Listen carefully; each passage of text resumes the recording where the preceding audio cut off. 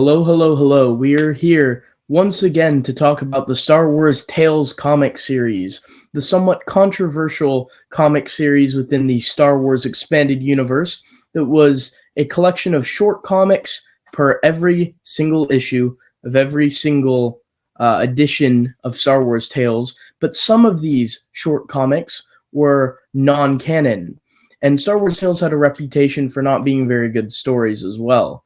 So there's a lot of non-canon stuff in here, but there is some EU canon. So this series is trying to figure out, based on the principles that Lucasfilm laid out for us, what stories from Star Wars Tales are expanded universe certified canon and which are non-canon infinities.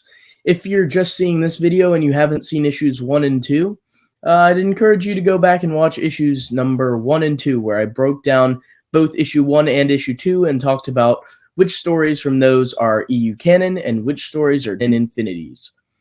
First, I want to say that I really do like this cover art, even though it's Jar Jar. It's just, I kind of like it. It looks really cool. And yeah, I don't know. I think it's cool cover art. So here's the guidelines that Lucasfilm gave us for trying to figure out what was EU canon and what was non-canon. Stories that were referenced in other EU sources were considered canon. So if one of these Tales comics introduces a concept like a vessel, a character, a planet, a species, and it is referenced elsewhere in the EU, it was considered to be canon. Stories that were outrageous or comedic and intended to be silly and over the top and spoofy were generally considered to be non-canon, though there will be some exceptions. The gray area where it is not comedic, but it is not referenced elsewhere, that's where I will have to be making a determination based on just what I think of the story. So based on these bullet points, we're going to try to be parsing and figuring out which stories from Star Wars Tales issue number 3 are EU canon. So the first story we have is called The Death of Captain Tarpals, and even though this immediately sounds like it's going to be non-canon, it's titled because Captain Tarpals says to Jar Jar Binks, "You will be the death of Captain Tarpals."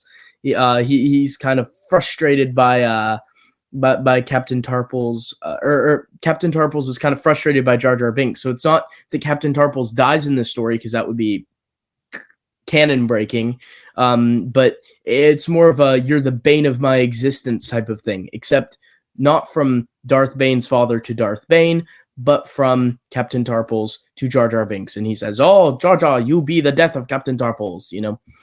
So even though the title of this short comic seems like it's going to be contradictory, it is not. This story is referenced elsewhere in the EU. They introduce a character called Brass Marshu, and Brass Marshu's this Gungan chef. He's referenced later in the Episode 1 Adventures Young Readers novels by Dave Wolverton and Ryder Wyndham, and he later would appear in the Star Wars Galaxies MMO game. So he appeared in multiple places following his first appearance here in this short comic. His restaurant even is given an entry. I think it's called Marshu Cantina or Marshu Cafe. That restaurant gets an entry in the Star Wars Complete Encyclopedia. So this story is referenced elsewhere in the EU. Even though it seems like it's silly, this is not intended to be comedic or outrageous. It ends on an extremely somber note. It ends with Jar Jar being banished from the Gungan kingdom of Otto Gunga, left in that forest where he would eventually encounter Qui-Gon and Obi-Wan days later or hours later, who knows? But or weeks, you know, we don't know how long it was, but it ends on an extremely somber, serious note. You'd think this story would be comedic, but no, this is some hard backstory to Jar Jar Binks. It's quite depressing at times. So my opinion, certified EU canon. It's not intended to be funny, and it's referenced elsewhere in the EU. I think this is definitely certified EU canon. I think it would be hard to say it isn't, just because Brass Marshu appears in a game and in other novels. Like, I think it would be really hard to make a case that this story is non-canon. Next up, we have Deal with a Demon, which is a story featuring Vilmar Villigrark. This is actually his first appearance. He is, of course, famous from being in the Republic comic books, as well as being referenced in lots of places in the EU, but primarily the Republic comic books. So, Deal with the Demon is referenced elsewhere in the EU. It introduced Villy, and he would go on to appear multiple times in multiple places, but primarily the Republic comics. Another character introduced in this short comic is named Fulukula, and he is actually referenced in the New Essential Guide to Vehicles and Vessels, oddly enough. That's according to Wikipedia.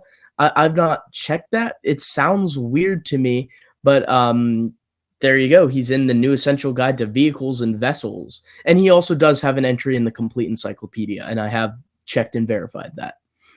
And there's NT 300 or NT 600.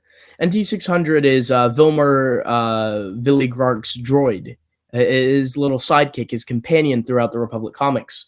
NT 600 would later appear in the Republic comics, so that's a reference to this story as well.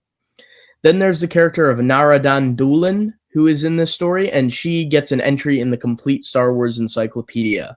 So, it's referenced elsewhere in the EU with multiple characters that this short comic Deal with the Demon introduced. Multiples of these characters are referenced elsewhere in the EU. It is definitely not intended to be comedic or outrageous. This is an action-packed, fun story of Vilmer Villigrark doing a job, and some crazy stuff happens. It's a lot of fun, honestly. It's a fun story. It's not intended to be comedic or outrageous. My opinion, certified EU canon. It's referenced elsewhere. It's not funny. It's canon. That's my opinion there, based on the evidence. Moving on to the third story in this issue, Lady Luck, which features Lando Calrissian. It is, yet again, a story that is referenced elsewhere in the EU. The character of Zlato, who you'll notice is a Toydarian, the same species as Watto. Zlato receives an entry in the Complete Star Wars Encyclopedia. Then Yamil, she was later mentioned in the short story from Star Wars Hyperspace, the website. On the Hyperspace website, they published a short story called Lando Calrissian, Idiot's Array. And in Idiot's Array, Yamil is name-dropped, mentioned by name. So she is referenced elsewhere in the EU as well. Then there's the Ceronians, and the Ceronians are mentioned like in so many other places. The Ceronian, you'll see the symbol of the Ceronian people, the logo of them there, and they don't even appear in this comic, but they were mentioned for the first time in this comic, and then they go on to be mentioned in Medstar, Coruscant Knights, a couple more Tales comics, so many other places.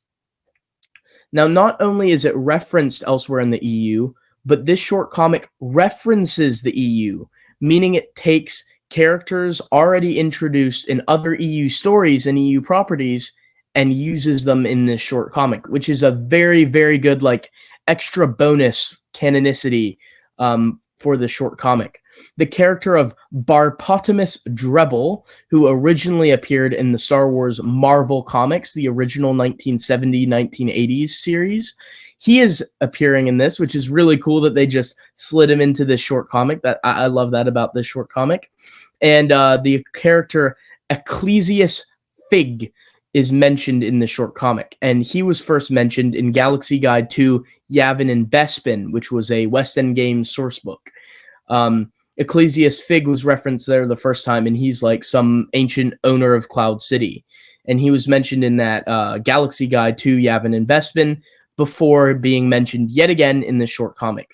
So not only are the events and characters from this short comic referenced elsewhere in the EU, but it makes reference to prior established EU. It's definitely not intended to be comedic or outrageous. Sure, there's funny elements, but it's not intended to be ridiculous and spoofy. When it's Lando, you know there's going to be some comedy involved, but this isn't continuity-breaking comedy. This definitely can fit. It is definitely, to me at least, EU-certified canon. Moving on to the final short comic of Tales issue number 3. It is called 3 Against the Galaxy. And features an interesting story about Imperials and mining and a very lovable Gamorrean. This story is referenced elsewhere in the EU. The aforementioned lovable Gamorrean is named Grissom. And Grissom, of all places, is later mentioned in Star Wars Kids magazine, issue number 8, after he appeared in the short comic. That's wild. That totally blew my mind. Then there's a character introduced called Harsh, an Imperial, and the main character, Grissom's kind of the main character, but she's the main female character, Arista Kabul. Both Harsh, the Imperial, and Arista Kabul, the female protagonist, are both later referenced in the Complete Encyclopedia. They received entries in the Complete Star Wars Encyclopedia. So this story is referenced elsewhere in the EU. In fact, the entire events of this story is mentioned in the Star Wars Gamer magazine article called Unusual Suspects. That article references the events of this story. So that adds further credence, I guess, for why this story is definitely EU canon. While parts of the story are funny, because the Grissom's kind of lovable, clumsy at times kind of character, it isn't intended to be spoofy and ridiculous and over-the-top comedy / outrageous.